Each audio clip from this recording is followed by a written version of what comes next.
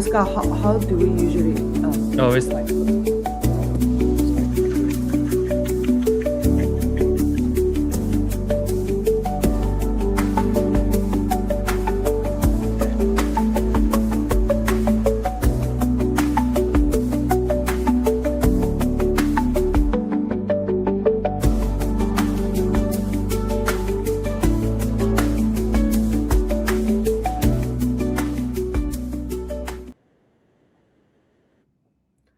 Hello, everybody. Welcome back. And today is another very exciting episode ahead of us for the Kite AI on Air show. And welcome, Navin. Navin actually has been a very long-term friend and supporter to Scott and me.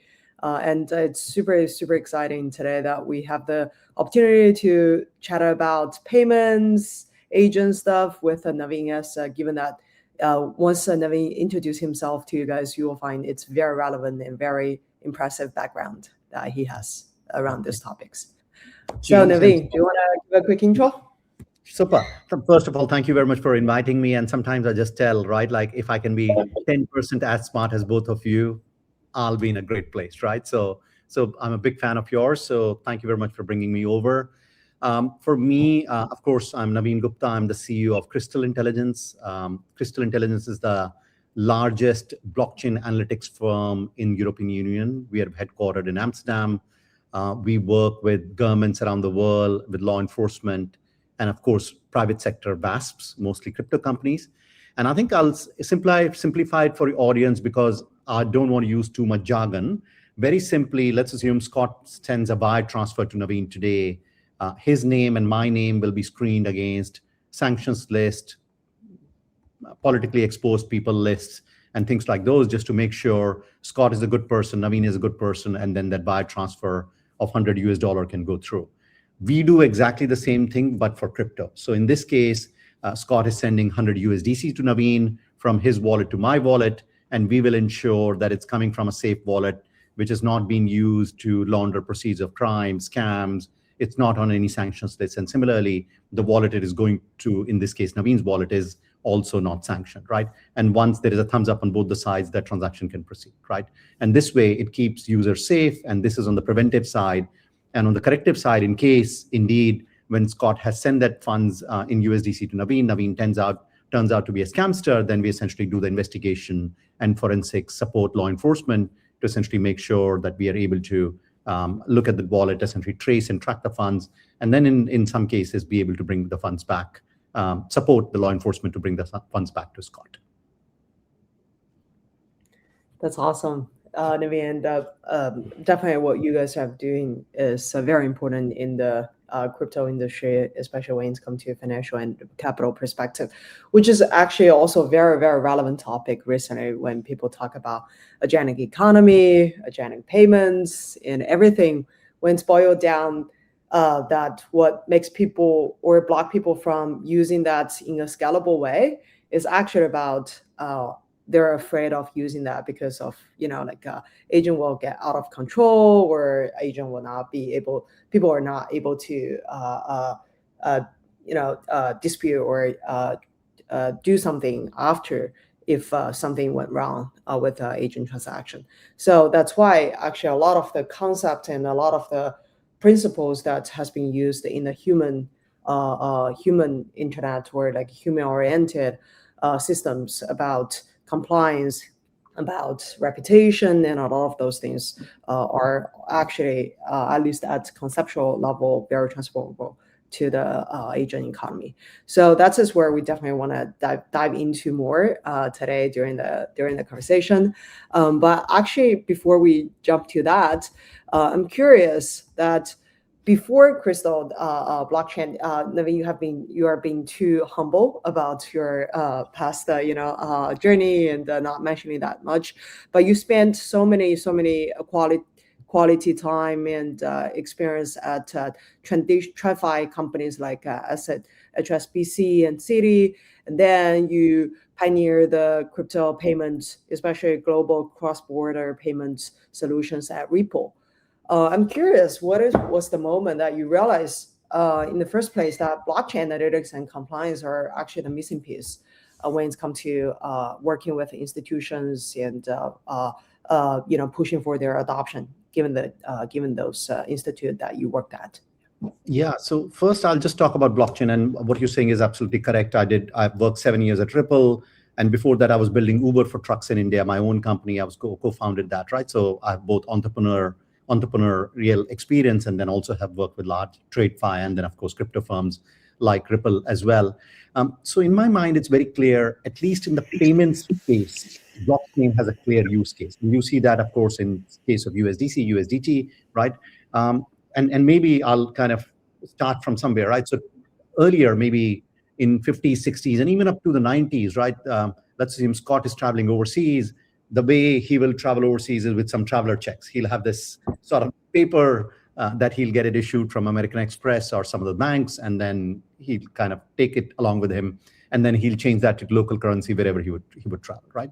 And then, of course, in the more modern world, there was credit and debit card, and then, of course, wire transfers, right? Which essentially banking made it easy, whereby the traveler checks in Scott's pocket now got electronified, right? And now, fast forward, essentially, you move forward, right? So now, Scott wants to pay $1 to Navin. He just sends me one USDC or one USDT, and then we are done. We are sitting in different part of the world. It doesn't matter. Almost at zero transaction cost, this transaction can happen, right? And that's a big leap. And also, this transaction can happen 24/7. It does not require any banking system to be open. It's available 365 days a year on demand. And then the last thing I want to talk about is, which it's slightly technical, is the finality of the payment, right? So what used to happen in the traveler checks world, or even in the wire transfer world, though Scott has transferred money to Navin, one, it'll take 2 days for Navin to receive it, but then the receipt of money is not final, right? The bank can essentially take that money back even 24 hours later. There is a concept of finality that is there in electronic payments, right? In the case of crypto world, it's final, right? Scott sent it, Navin's received it. There is no reversibility to it, right? Navin's account cannot be debited and essentially to go back. And this is exceptionally important, because now you're moving from T+2 systems to T, right? And the reason this is important is because of velocity of money, right? So one thing I could see very clearly before I came into blockchain is velocity of money is going to be, there is already a step change increase in that velocity of money, right? And then when velocity of money increases, it essentially spawns multiple things. One, it spawns multiple new business models, because you're not bound by that T+2, like how do I move from US dollar to yen to GBP? You are able to get your money to work 24/7 for you without any friction, and then you can take advantage of the best opportunity that essentially lies there. A velocity of money, for normal listeners, you can also think of it as a Dell model. Some of you in your MBA school or your undergrad may have remember, right?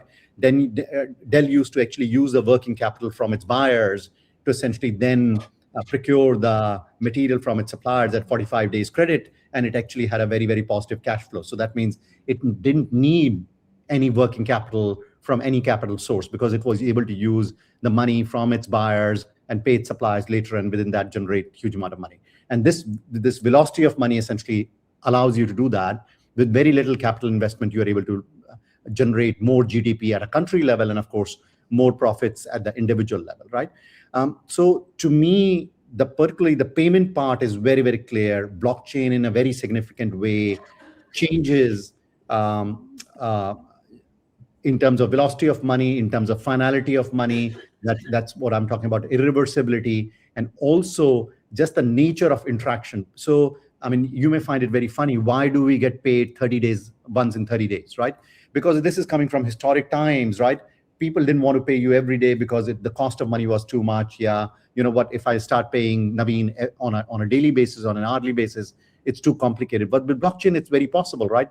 If I'm working every day, I can just be paid every day. There is almost transaction cost is nil. So it spawns off multiple new different business models, which earlier were not possible. And that's what excites me. And the payment use case, at least for blockchain, is very, very clear to me. And this also, I've put it in the non-speculative use cases. Yes, there's large number of speculative use cases, which people are very, let's say, fond of talk about.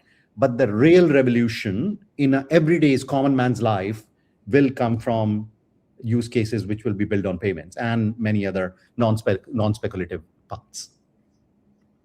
That's amazing. And actually, you are touching a topic that Scott and I cannot just stop talking about, which is actually, the real-time micropayments solution that blockchain can enable agents to do, which is exactly as you mentioned, that because of the velocity and fidelity of the payments, where like money move speed that blockchain has, then it's actually can unlock even crazier and like expected a business model that people usually think in a human society that people will pay each other, which you mentioned like, oh, daily or hourly, but in the agentic word, it's probably like second or sub-second that sometimes they need to get paid, or ideally they can get paid, so that we can just clean the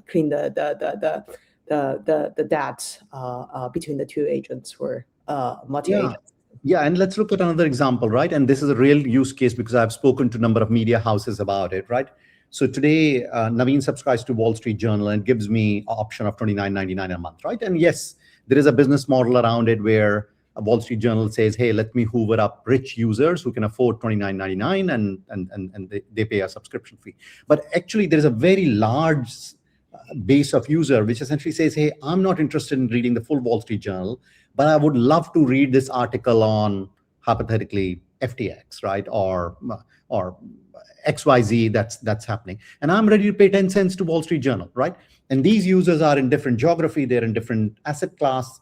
They are different users from the one that Wall Street Journal is targeting, right? Because otherwise it'll be limited to that 100, 200 million addressable market, which they currently have.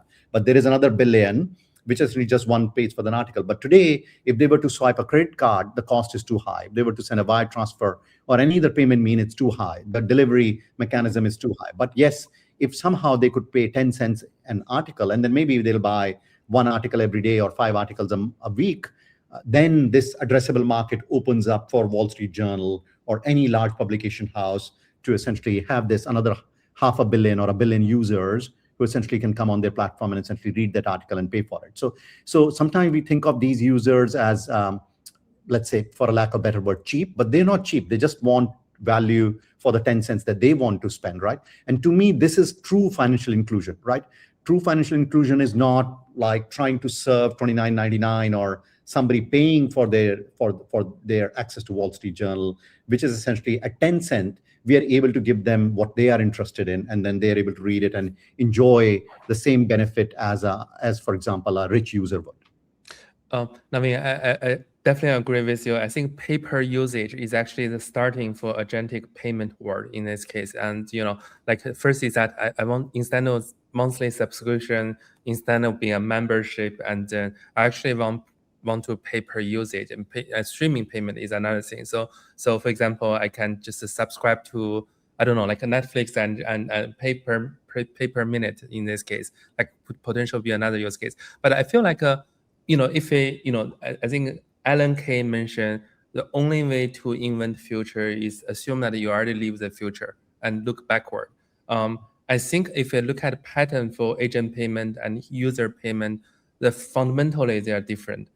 Because we see in last 1 month, most of the internet company already say, hey, instead of build human first internet, we need to build agent first internet.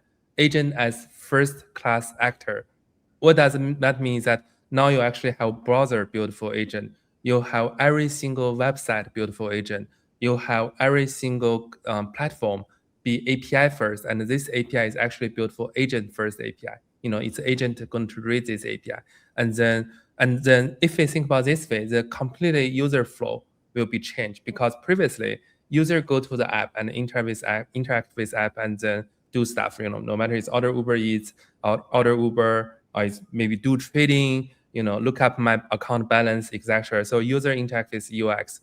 But I feel like in the future, AI will be our front end in this case. So you actually don't do any interaction from UX. So agent will be your actor. Agent will act on behalf for you. So that actually bring tons of change. First is that, so for example, if I do shopping, I scan through the Amazon, I'm looking for I'm looking for, like, for example, a monitor I like. And then after I search for the monitor, I click the buy and then swap my credit card. But I think in an agentic world, this actually will be delegation first. I say, hey, I need a monitor, of this spec, and then just go find it for me. And then I have $200, $400, and then agent will do all the things for you. In this case, if you think about the payment pattern is different, the UX experience is different, and also the if you're looking back to the data structure and the auditing and then the receipt is different. Like for human payment, it's almost always one-off payment.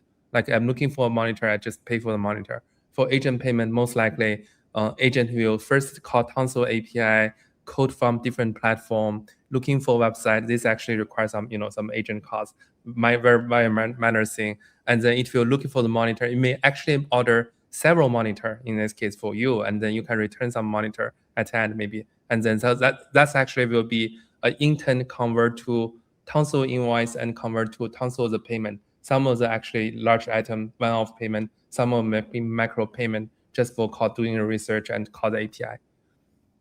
Yeah, I think I have even a simpler example, right, Scott? We know, right, that different websites sell their products at different prices, and particularly if you look at airline, right? Airline constantly keep doing demand and supply, but also, I mean, I've not personally tried it. Like on Tuesday night, the price may be cheapest, right? I mean, at least that's what I kind of read about it, right? And it's impossible for us to game that, right? Like to constantly be monitoring that to say when the price drops. But let's assume a person A wants to visit his girlfriend or boyfriend, and he wants to or she wants to just pay $250 for that particular flight, and they just delegate it exactly like you had said. Hey, if there is a direct flight that's available on a Sunday morning from this point A to point B, which is below $250, just go ahead and book it, right? And sometimes there'll be just this cumbersome, tedious, watchful tasks that will essentially be given to an agent, right? And I would happily pay, for example, if somebody was to give me this agent at a subscription, which essentially takes away this headache of booking airline and optimizes for my time, I'm saying, yeah, you know what, I'll pay $25 a year, no problem at all, right? Because it optimizes my time and then takes something that's of little value to me, which is actually searching websites, right? So to me, I'm ready to outsource some of my burdensome tasks. I mean, that's on the burden side. And then, of course, on the speculative side, something that helps me to make more money, right? So both sides. In one side, it saves me time. On the other side, it creates value for me. Yeah, definitely. And also that's exactly why, again, a new type of more flexible, more real-time payment solution will be even become more important when it comes to agent native workloads and transactions, because as what both of the examples Scott and Navin you guys gave, for human transactions, it's more likely that it's just it's one time, it's just require the human to even give an approval, right? Even human can hire a lot of like human agents to do like travel, like airline booking or hotel booking if you don't have time and you're willing to pay for that. But the difference here is when it comes to agents do the airline booking or like shopping for you, you actually probably don't even know what type of things they will look at for you. And that will be more than just the one transaction that's need to happen. So with that level of uncertainty and intelligence they're bringing to the table, then in that case, when it comes to the example of Wall Street Journal, it's become even more important, because maybe when the agent is compiling a list of articles that's very relevant and interesting to the user who are using the agent to do the search, they probably not only look for Wall Street, but also like Bloomberg or a few other journal articles that they are looking at, and then they all need to pay for just the paper articles type of needs. Yeah.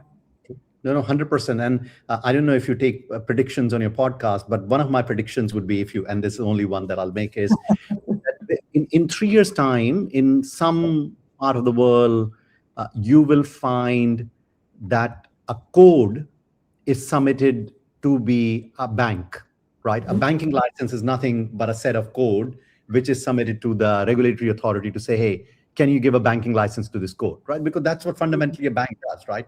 It essentially issues financial products, but it follows a set of, let's say, rules for that issuance to happen, and then for Scott and Navin to use it, right? But then this becomes very relevant, exactly like you rightly said, infrastructure, and that will be built for machines, right? So a bank for machines, and I don't have a cool way of saying it, so I'm calling it a bank, but basically it's code that essentially banks machines, right? And then, of course, through that delegated authority, then bank essentially is superly performance-oriented for serving machines and their financial needs, right? And I know it sounds a little bit like kind of hairy-fairy and Star Trek-y, but it doesn't need to be. It is basically a set of code which is actually built for the financial needs of how an agent want to essentially pay, consume, and essentially use, and within the rules itself, which is both acceptable to the owner of that agent or the person who delegates authority, and also on the other side, the regulatory part of it. So it essentially protects both because it's tailor-made for machine-to-machine interactions. Actually, I think that's a very interesting point, like a bank as a code in this case, because we chat with Katana, which is a co-founder of the Circle, the co-founder of Circle, Zhang, actually made this company Agentic Bank in this case. Because I think if we think from agent as a first-class citizen, bank is actually not going to meet for agent needs as well in this case, because user will have maybe one single user can easily have 100 agents doing completely different things, focus on different stuff, and then all of them like running 24/7. The usage of the bank, can easily grow 100x to 1,000x or even more within a few years in this case. And then all the existing banks are built for this low transaction. So I don't know, my average probably just 2 transactions per day. Imagine this like 1,000x in this case, and then all the and also all the banks are meant to get as much as your checking account money, right? So what they are after is, Scott, can you please keep $1 million balance on which we don't pay any interest, right? Fundamentally, they're not for, like you rightly said, for high transaction throughput. In fact, they don't like it because that increases the cost. And if you're not keeping enough checking account balances, then they get very upset at you. Exactly, and so I think one thing we argue, like Brian Armstrong in Coinbase argue is like, hey, is a stable coin going to bear yield give to the consumer in this? Like, I think that's actually we were at East Denver last week, and then basically, I would say 70% of people talk about agent ID, agent trust, and agent payment in this case, but 7% they talk. But you have another maybe 10% of people talk about neobank in this case. I see it's a very big topic. You have tons of the like protocol company going there talk about neobank. It's also a very hot topic there as well. Yeah. And to me that is quite important because yes, can we serve suboptimally agentic commerce or agentic payments through existing infrastructure? I think yes, somehow we kind of try to force fit it and kind of build bridges, but to me in a meaningful way it'll not work, right? Because it is not set up for that. It's not set up for streaming payments. It's not set up like say high speed processing. It's not set up for regular top-ups and then spend. I mean, it's not set up for that, right? So for example, if you look at a credit card payment today, if it's, I mean, you may have seen this sign, if you want to pay through credit card below $5, a lot of shops, at least I remember in the US, used to refuse it. I mean, here also, lots of shops refuse it below a dollar value threshold because they realize, hey, you know what, it cost me 30 cents, 50 cents, $1 to essentially process the transaction. And here we're talking about not even a cent, but a microcent, right? Yeah, exactly. And also, actually, it goes back to the Katana lab that Scott mentioned. One of the use case that Sean mentioned was exactly similar to what Navin mentioned, because when it comes to banking operations, one of the very important thing is actually like KYC, KYB compliance type of needs. And it used to be you have to have like 20, 30 analysts to do the stuff for like speed up a process. But in their case, it was a army of agents plus one analyst that can actually operating and process like multiple compliance needs or like a case in parallel, which I think that's probably is where in the future the agent native banking type of system will design for it. Plus the business model that will change a lot, like you mentioned, because with the agent transacting money, it will not be having that much millions of dollars sitting in your bank most likely anymore. So how would they make money? True. Yeah, and I think also my fundamental hypothesis is it'll work two ways, right? Right now, of course, we are thinking about risks, right? To essentially make sure that the agent has the delegated authority and agent's got the right, let's say, representation from Navin to be his agent and represent me in whatever aspect they are. So one side will be the carrot side, right? So for me to be recognized as a platinum user, as a good user, as a user with some much more money, right? And hence get some freebies, or you can call it be entitled to some, let's say, for a lack of a better word, VIP setting or some platinum experience, right? Like what we essentially get, right? And then the second side would be the negative side, right? Negative side would be, hey, let's assume the best trade right now is for me to buy drugs from Scott and sell it to Chi, but that's not what we want the agent to do. That's not what Navin does, right? So my responsible behavior is, hey, yes, I can increase my financial outcome, but not by doing anything negative, right? So how do I make sure that there is a set of governance that is in place? So I'm not dealing with sanctioned wallet. I'm not essentially working with drug peddlers or with scam artists and things like those, right? Because lots of time that's where on the other side, the scamsters will try to game the system, right? Essentially lure your agent into doing things which is not supposed to do, right? And then write guardrails, which of course companies like us are working through to say, how do we put that in place so that we make sure that the agent, which is a representation of the human in this case, is able to, have the same hygiene factor or the same regulatory compliance, which essentially is expected from the humans. That's on the negative side. Of course, on the positive side, make sure that agent is recognized for goods and services that today, for example, Navin is recognized because of the track record that I have, for example. You actually brought up a topic that's, like I was really thinking about move to the next for the discussion, the part of the very important integral topic here. It's actually about trust and governance. So I'm curious, before we dive into like what you think about maybe nowadays how the system should be designed around, like being more agents operating the business for us, is you have again been working in the financial and payments, or we would say trust-oriented industry for probably over 2 decades in the past.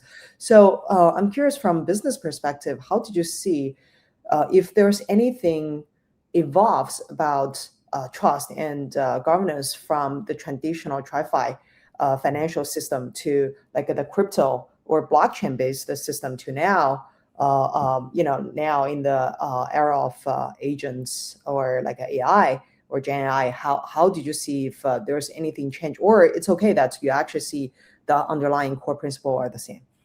Yeah. So what I would say is, first, let's just look at the behavior of the people, right? Like, and I'll just point out it myself. And if I'm not, what do you call it, representation of a large number of people, please, Scott, correct me, right? When the phones came, right, the cell phones came, people thought, hey, you know what, Navin will have 10 phones, he'll change his number all the time. How can we trust that this phone is Navin's number? But if I look at my behavior, my phone number has been same for the last 15, 20 years. In fact, like, I don't want to change my phone number, right? Like, I just don't change it, right? If I look at my email address, right, that's on the personal side, my same email address for the last 25 years, because it's just too painful for me to be able to change it, right? So it's the same, and I'm not looking to do anything else, right? So my view would be, when people will have an agent represent them, of course, technologies will change, but they will not change their agent so often, because now the agent has got, of course, the macro context in terms of whatever they're doing, assuming that this is an agent that I'm either using to research or, for example, solve my transportation need. But it will also have the context of Navin, right? And so say 70-80% is the macro context and 20% is the individual personalized context that is useful for Navin. And once it learns that, maybe I'll have this agent for 10, 20, 30 years, or at least I wouldn't want to have the memory of that agent about me transferred to the new agent, right? So in some way, that agent will stay the same, right? Assuming that agent essentially stays the same and it has got the delegated authority from Navin, then in some way it's a representation of Navin, right? So one thing, like, I think in my mind, it's a myth when people say, hey, there'll be millions of agents running around, Navin will be represented by large number of agents, we don't know who he or she will be. In fact, it'll be the reverse, right? So my phone number is my identity today, my Gmail that I use is my identity today, and so will be my agent, right? And it'll be a smaller set, whatever that number would be, that I essentially use, right? And I would want my agent not only to have empowerment from me, but also have all the benefits that can today come to me, that should come to my agent, and probably even more, right? Because I'm a good guy, I essentially make sure that I pay all my bills in time, my FICO score is high. I wouldn't want my agent to have that reputation score as well, right? For it to essentially have let's assume, a very high score, so it's able to access things like I do in terms of, in a let's say, in some way, a privileged position. And to me, that's where it will essentially go. And yes, there will be some false starts to start with, as you kind of always get some explosive news. Hey, agent went and bought these things and things like those. Yes, that will happen, but that's a more, let's call it, a process of trying to run and then falling down and trying to run again. But outside of that, Navin will have a very stable, like what happens with my phone number and with my Gmail address, a very stable agent owner relationship through which both accountability and benefits will get delivered. I mean, that's how, in my view, it'll progress. Of course, it'll take some time to get there, but that's where it's essentially growing. Because if agent is a representation of Navin, then the same behavior should percolate in the agent as well. That makes sense, and especially again recently with the explosion of open cloud, then the time of everybody have their own personalized or personal assistants that served as an agent format is actually coming a lot closer than a lot of people or all of us have been thinking of. And also one thing that you mentioned, it's interesting that you think that compared to a lot of other people, you think instead of having a large army of agents working for you, you will have a small set of agents that are working for you, that know all your contacts, and share the memory, share the reputation, and share actually the benefits go into you. That actually is again in the future. How exactly that's will end up, we don't know, but maybe there's a type of structure that's for each of the individuals. There's not like there's a small set of agents, but then there's a bunch of like the shared public, more like a public officer type of agents that are working for the personal agents that is actually then working for you. So in those cases, then the contacts or the memory that's actually accumulated among those public sector agents probably is a shared pool of memory or contacts to them. And I think it's first, shared memory and context definitely one important thing here, but also is that activity and reputation need to be separate as well. I chat with Google's UCP co-team member in this case. Like UCP is a Google Universal Commerce Protocol in this case. So they already observe like a consumer actually say, hey, this is not my fault, it's my agent fault. I need money back. This is a abusing behavior. It's already happened. And in Uber, we actually have all type of this abusing behavior anytime.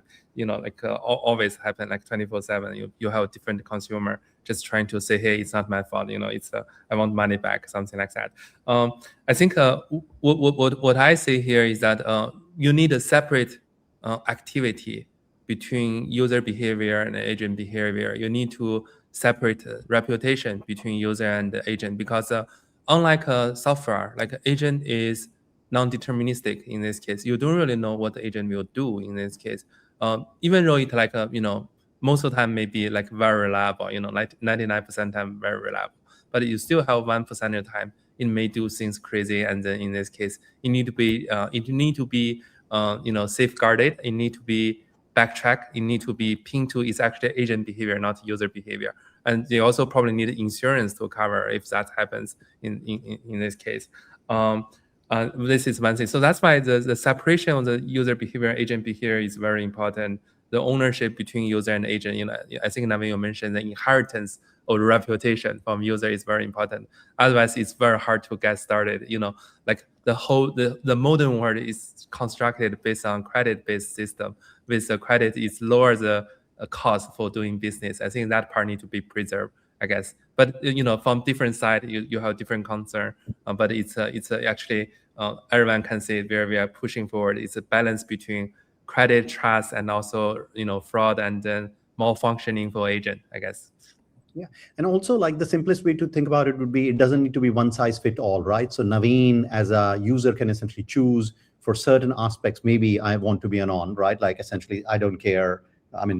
My agent does not need to have my identity or my reputation, and in some cases it needs to be, right? So possibly, they could be. I mean, we don't need to think about 0 and 1 world. Maybe the world will be combination of zeros and ones, and based on the task and the activity, like Scott, you mentioned that is going to perform, maybe there will be some choices that will be more suited versus others. Yeah. So actually, this goes to one of the topics that, again, we briefly chatted about, like the context side. This really reminded me of a conversation that we had with a senior person from the one of the hyperscalers, that they actually, compared to some other hyperscalers, are betting on the like still want to own or like win the foundation model competition. They actually felt like that is where probably not the most of the moats will be accumulated, is actually who serve as the context memory layer, who preserve all the behavior data or like the information that's come from the like enterprise world or come from like the consumer side. That's actually then will be like the real, will be the real modes for the business to monetize on top. And actually then, if you think about really about what kind of key information you can get from those so-called like contexts here, is actually two things. One is their preference, and one is actually their again, reputation and the score system. Basically, it's about how much trust you have when it's come to operating the business with them. Yeah, true. And I would go one step further. There could also be, in my view, within short amount of time, and when I say short is 12 months, there will be a lot of companies who would want to become distributors for these agents, right? So there'll be manufacturers, but there'll be distributors, right? Because distributors have the lowest cost of acquisition. So for example, if Google was to decide, hey, I already understand Chi quite a bit, and possibly she needs an agent for this particular task. It could be a general agent, it could be a specialized agent, right? And companies like this and lots of other companies, probably Uber, may not want to get disintermediated and essentially say, hey, I want to offer a transport specialized agent for Scott. And doesn't matter what mode of transport he may decide. He's sitting in San Francisco, but to get back to his home, of course, he can take a Uber. But right now, the traffic system is too bad. I'll just tell him to take a BART. And by the way, I'll top up his card to make sure he has enough money, because BART is the most efficient way for him to essentially get there, right? So they will probably need to let's say not lose the front end interaction as Scott changes or delegates his transportation needs to the agent to stay relevant. Maybe they will decide to become distributor because they do know Scott very well. Not every aspect of it when he takes the BART, when it take the Uber, but at least they know the traffic scenario in San Francisco exceptionally well, and that will help them to possibly sell or distribute an agent to a very large number of users, right? So my view would be there will be some moat in terms of who takes this sort of agent distribution task and then essentially make quite a significant amount of a business model behind it. Absolutely agree.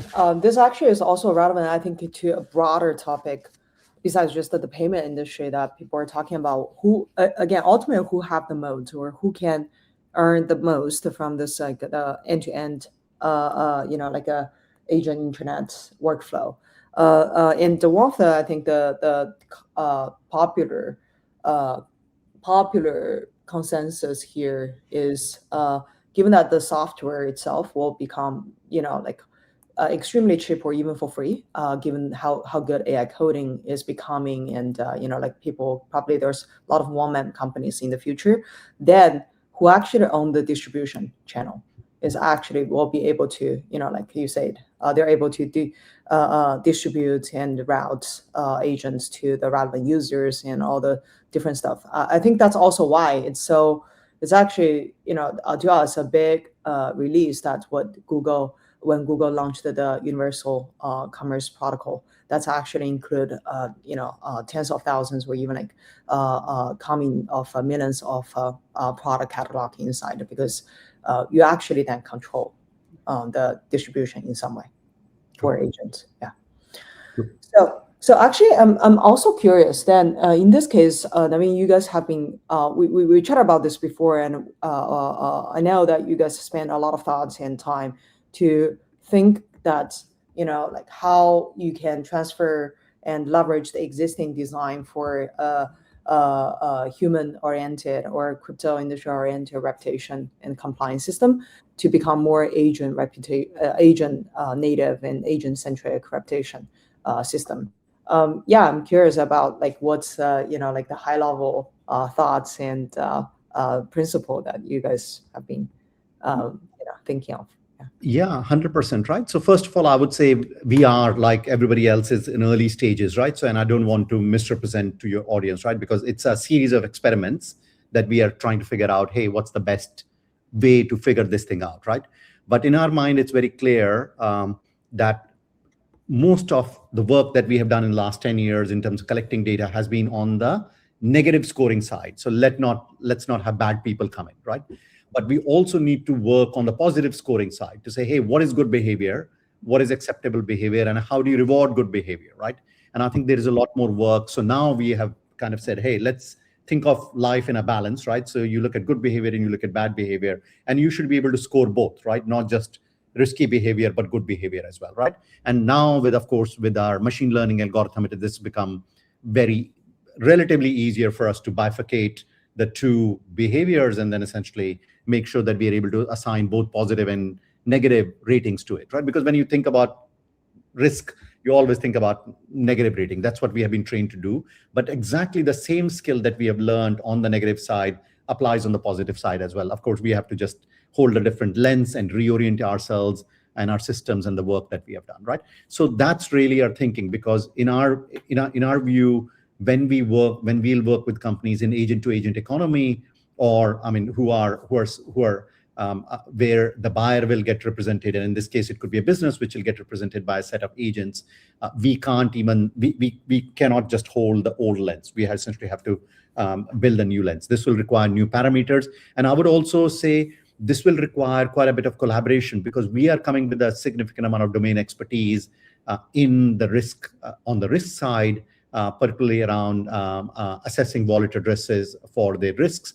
But also there are other companies that are coming on in terms of their expertise around blockchain, around identity and other things. And then we want to cross-pollinate and collaborate with each other to make sure, one, we are able to bring something to the market faster. We are able to iterate constantly, leaning on their domain expertise married with our domain expertise, right? So I would say the new world, and this is what I tell my kids as well, the new world will not be that you're an expert on chemistry. You're expert on chemistry, and at the same time, you know something very deeply about biology, and you're able to bring these things together. Or you know something about history and chemistry, you're able to build this together in a very unique way. And that's the way we are thinking about it, to say, not at the surface level, but at the deep level, how can we cross-pollinate, work with companies with different expertise and bring something to the market which has never been done before. And that's our sort of the next sort of iteration. And then you will hopefully in the next podcast, I'll be able to bring some working model to demonstrate to you. That's awesome. And actually the one concept you brought up is quite interesting to me, like the positive, like the good side of the behaviors that we want to capture. I'm curious if you can, even like in the current system, right? A human-oriented system. I'm curious if you can give some example here about what type of like a good behavior or like a positive, like a positive side that's. Yeah, I think the simplest way for is loyalty, right? Like she regularly goes to a store and the store essentially recognizes her and she forgets her wallet one time. She says, yeah, don't worry, just pay me next time, right? This is the normal behavior. We see it in the coffee shop, right? The barista recognizes you all the time, right? Like, and this happens to me many, many times, right? There's no problem. I'm like, you are regular here. There's no problem, right? I mean, this could be loyalty. It could be many times you get a special price, right? I mean, many other benefits that you essentially get. Not missing your, and if we look at, for example, in the US, if you have a higher credit score, you get a lower mortgage, and basically what it is you have been paying your bills in time always, right? So you keep paying your utility bills in time, and you have been a good user. You have not ditched your landlord. Essentially, that means that you're when you buy a house, you'll have to pay a lower interest rate, right? So again, like lots of behavior in which you have delivered on your promise. I think that's the key word. You made some promise, and that interaction, either implied or otherwise, that I'm taking a coffee from you, I'll pay you, or I'm using your electricity and I'll pay you. And over time, you have essentially delivered on your promise. Then essentially, that good behavior essentially can get rewarded. To say, hey, rather than dealing with the agent which has no history, versus dealing with the agent which has a recurring positive history of delivering on their promise, I would give this benefit or this one spot, let's call it, specially to them. Or I want to attract, I want to advertise, I want to create a promotion for these set of agents which essentially are of higher value to me versus the one that doesn't carry that history. And that's what we do in the human life all the time. Yeah, that makes sense. Actually, that's if we translate that to the like agent word, some of the use cases already pop up to my mind. For example, if Anthropic Cloud released their new code, like model, then of course every single engineer, probably even like non-engineer, would love to access that and then try it. But only the set of agents who have done good to act, leveraging the solutions in some way that their system ranked for will get the early access to those things. And also, if your agent, maybe Scott, this is actually interesting, things, not now, but in the future, I would imagine that, our customers have the wallet to, for their agent to use to purchase stuff. But if the balance run low in somehow, but we know the agent has been behaving always good, and the user has been always like, not violating, delivering the promise, then we probably can even like have some credits for them to use. Yeah, very interesting. So I guess both of you probably know Richard from Human Finance, and then he's thinking about something like this, and we actually had some earlier, I have some discussion on that part. It's the same thing as a human, right? It's get it now, pay later, pay later services, and then Human is building this under collateral in this like a borrowing thing. Again, so I think this is actually PayFi is a brand new field. Like PayFi for agent is even newer. I think there is tons of service around this part as well. Like Human is building this. I feel like few other companies building this as well. Yeah, so probably more news will release soon on this part. That makes sense. Now, again, we see the agent native banking, we see agent native insurance, agent native financing system. It's all coming out. We'll see how the word marching towards. Yeah. True. Yeah, they're very cool. So, and another thing I'm also curious about. This is more from negative part now. It's like the compliance, ML type of more classic way of doing business in the blockchain TradFi world. From also this time from agent perspective, I'm curious. Crystal Intelligence right now is specializing in tracking blockchain transactions and ensuring AML compliance. How, from an agent perspective, if an agent initiate transaction, how should a compliance framework adapt, or also if any interesting experiments that Navin, you guys are planning to do here? Yeah. Sure, absolutely. So we are already working on some of these use cases where, these are institutions which are compliance first, right? For them, compliance is very important, and in some way, like later on, maybe there may be let's say a distance between the owner of the agent and the agent itself. But for a minute, right now, the case is, hey, we are training our agents and we take ownership for that, right? In that case, it's absolutely unacceptable for them, for example, if any agent interacts with the sanctioned address, right? And that essentially means that in some way, it has violated the code of conduct that they had set for the agents itself. So in that case, they would want to make sure that every single transaction that essentially goes through is not going through a wallet that has been, for example, sanctioned by OFAC, right? And then that we essentially, they use our technology to be able to ensure that. Of course, right now it's in pilot stage, but we are essentially co-developing along with them, right? And then there are some, let's say, warning signs, right? To say, yes, there is a payment that's going to somebody, but also it is a suspected scam, right? So we don't know whether it's a scam or not, but it's a suspected scam. For example, we run a very, very highly used website called a Scam Alert, right? And on real-time basis, Scam Alert essentially feeds the data into Crystal Intelligence, where anywhere in the world, in any language, for example, in Korean, Vietnamese, or English, people are able to give us real-time scam information if they've been scammed. And what we essentially do is then essentially ensure that any buddy who's using our system from any part of the world is able to get a warning very, very quickly to essentially say, hey, this wallet has been reported scammed by, for example, a user in Vietnam, or a user in Australia, or a user in Japan, right? And this way, what we're trying to do is we're trying to forewarn the user to say, hey, there is a warning sign. We can't 100% say it's a scam, but it's been reported scam by another user. You may want to double check it, right? And then creating the loop to essentially make sure they're able to double check it, or able to make a decision. If they're able to get this exactly the same product from another seller, then they just go to another seller. So this way, avoid the seller that has been suspected scam. So number of parameters that we're working on along with people who are creating this agent economy to make sure that the behavior is essentially in line with what the expectation is. Not perfect. I think there is quite a bit of iteration that is required, but early work has essentially begun around that.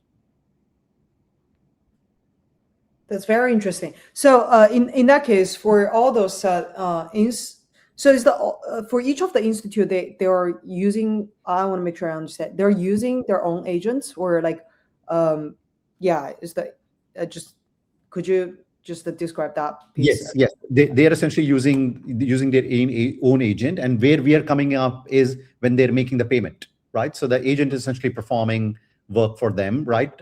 And then when they're looking to make the payment, they want to make sure that the money is not going to a sanctioned wallet, right? Or money is not going to a scam address or to a likely scamster, right? Or it's essentially not going for somebody who's dealt with drugs before, right? Or any kind of like violation that they have essentially conducted, right? And because they don't want the agent to essentially pay for that particular good. And I assume that that good has not been delivered on the other side because the payment has not been made. So at the payment side, they essentially want to stop it. Maybe the interaction did happen, but essentially then the scamster essentially gave them a tainted wallet, which is already flagged in our system. Got it. Then in that case, I'm curious, like how much delegation or like authority they give to those agents in the first place. Is that more like still that the institute will approve the transaction before the agent make the transaction, so that they actually can stop prior to when the transaction happened? Or actually there is some automation or like a delegation they already have done, so that some of the transaction will go through, so that they actually have to do like post-mortem type of So I think the delegation has been done at the level of risk score, right? So as you know, we essentially risk score these wallets, right, based on, of course, the level of the risk. And they essentially decide, and this is, of course, in the human organizations as well, they essentially decide what's the acceptable risk for their organization, right? So for example, normally it's very easy for you to lure the agent doing some gambling, right? Because at the end of the day, gambling, trading, lots of these, let's say, game of skill could essentially look very similar in lots of essentially playing lots of places, right? But then at the wallet level, then you're essentially able to stop the agent to say, hey, don't fund because this particular wallet is related to gambling, right? Like, and then you're able to stop it, right? But at the same time, a lot of other things that agent may want to do may just be fair, right? So they're able to stop at a risk level, because we would have labeled that particular gambling wallet based on the user profile as high risk.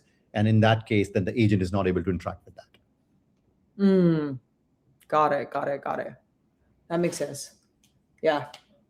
Cool. Yeah. I think that, it's great to see that, again, people have been or institute has been using agents for doing stuff that is probably money, like sensitive stuff related, and also looking into the compliance trust the solutions here. Actually, this is going to probably one of the, because it's also, we're marching towards the end of the end of the session, and really enjoy the conversation so far. And one thing that I would love to end the conversation for is actually among all those, trends and use cases and predictions you have seen, Navin, about how agent economy and agent trust has been marching towards. What do you feel is so far you still see probably one of the, or the largest blocker for the adoption and a scalable, especially scalable use of agents among financial system, among those regulated sectors this year? Yeah, I would say still there is, of course, huge amount of, let's say, excitement around it. But I'll be very honest, I don't think people understand this, right? Regulators, and I would say even corporates still view it suspiciously to say, hey, it will do some black magic and something will go wrong. And I'm not sure how this will all work, right? So they do need some hand holding first in terms of education, and then starting with a low risk use case, right? So I know people jump on to very complicated use cases, and that kind of scares people off. People are thinking, hey, God, this agent is going to buy uranium or yellow cake from somewhere, I'm going to get into trouble. But just start with like simple, like transportation needs, right? Simplifying the transportation at the individual level or at the company level, right? I mean, just simple use cases which are mundane, which is sort of time consuming, and all you're essentially doing is today saving time, right? And then people will essentially graduate from one use case to another. The moment we start to go to a very sophisticated, let's say, high risk, high intensity use case for a company, particularly for, I would say, for corporate, you essentially start to scare them off, right? Of course, the retail adoption will be a lot more quicker because, again, I mean, retail individual could essentially make the decision and then say, hey, I'm ready to lose my $100, even if, for example, agent was to display some irregular behavior. But for a corporate, it is a lot more risk. It's a lot more like sensitive for them to be able to bring that into the economy. So first thing I would say is education, and starting with lower value, mundane, time-saving use case, which is of low risk, even in the case of agent sort of not functioning properly, right? And I think there is quite a bit of confidence that needs to be built. Yes, there is a confidence on, or sorry, there is hype around valuation on AI companies, but I think they need to move to the other side to say, hey, can this essentially turn into value for real users? And there is some bridge that needs to be crossed for now. That the same question, actually, I would love to go to Scott as well, because I felt like you probably, especially come from technical perspective, that probably share some different and interesting perspectives here.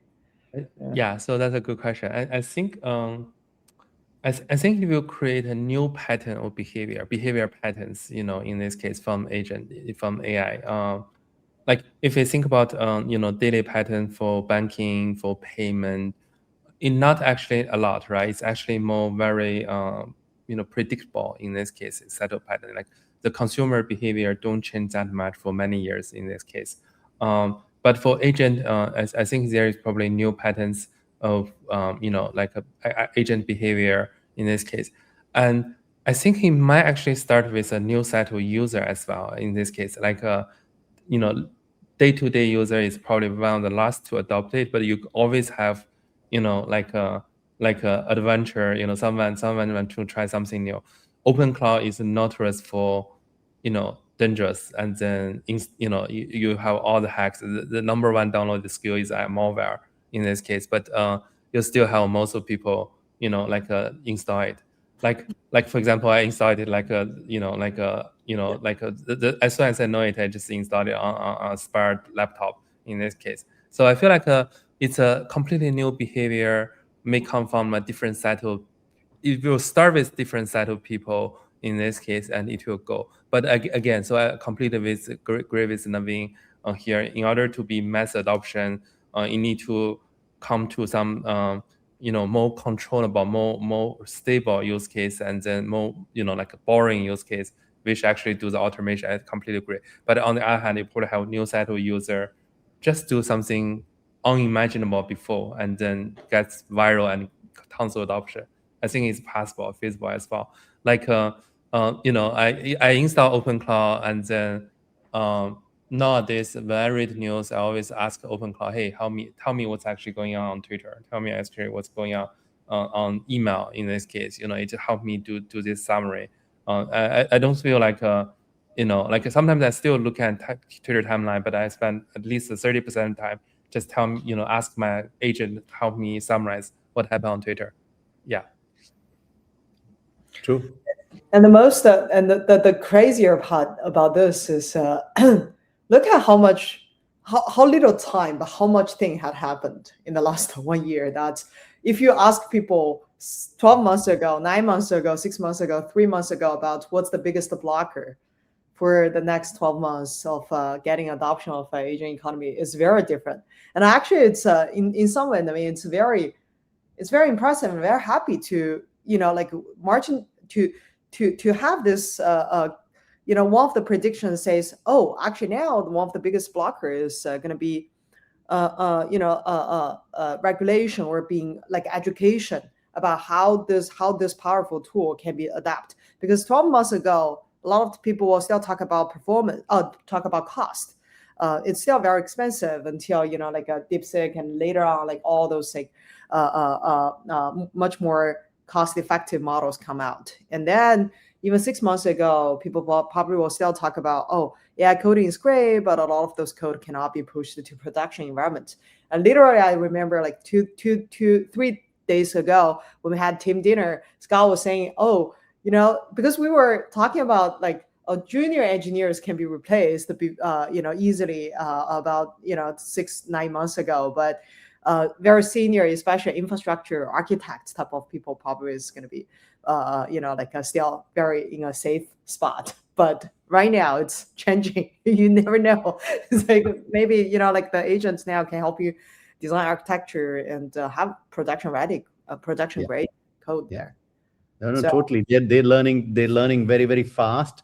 And I think that's the reason probably as founders, as leaders, we need to be very open, right? Because sometimes our mind is limited, right? Like in the sense it grew up in a certain way, and how do we stay flexible, stay open, stay agile, and essentially, and Scott, I agree with you. Yes, there's a mundane side, but then how do we essentially look at the wild side, where we essentially say, hey, maybe something pops up here which we don't want to miss, and we want to make sure that when that goes viral, we are riding that wave as well. Yeah, so Navin, I think this reminds me of the early Linux Windows days, or early like a .com bubble time. In this case, like a mainstream say, oh, we're not going to purchase this toy built by this kid in someone's basement, but we're going to purchase to use this vendor, but who actually in turn actually hired this kid in a basement build it. you need this reputation guarantee, but at the end of the day, who actually knew the needle in the frontier is actually the newest, like a young developer pushing the needle for the agentic usage, in fearless fashion. I don't know. I think that's actually reminds me of this time, that time. 100%. Yeah, it's very looking forward to it. And then I'm pretty sure, Navin, 3 months later, if we haven't, if we're checking again, ask you, hey, what is the biggest blocker? What is the progress and all this stuff? We will have probably a very different conversation there. As we can. Absolutely. I mean, it's such a pleasure, and I think every day every time when I hear your podcast, I learn a lot, because that's what you're doing. You're bringing a number of leaders in the industry together, because we ourselves can't fathom everything that's going on. So getting this expertise from different leaders, from different, like you did have somebody from PayPal, Google, others. So what you're doing is terrific. So thank you very much for taking this leadership on behalf of all the listeners. Thank you so much, Navin, for your time. And again, honestly, every time the same, I felt like whenever we chat with you, learn a lot, your business acumen, understanding about the history of payments industry, and TradFi to crypto to now agents. It's amazing. That would love to collaborate in the future as well about the reputation score system. And the feeling is mutual. Gee, Scott, like equally, I'm a fan of yours too. Thank you. And thank you to the audience, and have a great day and night.